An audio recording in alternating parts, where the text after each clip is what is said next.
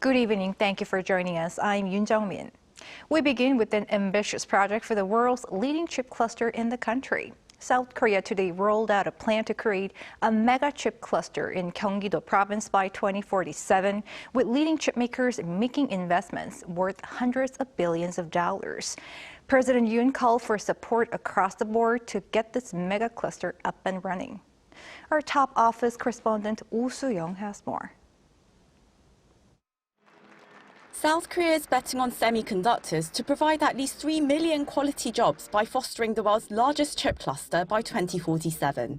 That's according to a policy briefing by the Ministers of Industry and Science to President Yoon Suk Yeol, who has been opening up a 10-part series of government reports to members of the public. With the third such session spotlighting semiconductors as the country's leading export item, the government pledged to back corporate-led efforts to foster a cutting-edge mega chip cluster in Gyeonggi-do Province, home to Samsung Electronics and SK Hynix. The two global chip giants will invest over $472 billion as part of national efforts to add more foundries and memory chip plants across the 21-square-meter belt. The government plans to increase tax waivers for investment in chip facilities by up to 25%, as well as create research centers with leading academic institutions and nurture 150,000 professionals in the field. Semiconductors translate to people's livelihoods. Once completed, a total of 37 fabs will give a major boost to the economy. The industry will create 3.46 million quality jobs, $492 billion in production, and $154 billion in extra sales for affiliated firms. Upon completion, the cluster would boast a monthly production capacity of some 7.7 million wafers, the largest in the world.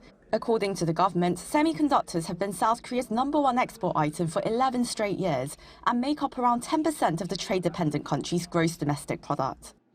The president on Monday said building a chip ecosystem would enrich people's livelihoods and also determine the country's economic security going forward. 우리가 평소에 그걸 잘 못 느낄 수 있어요.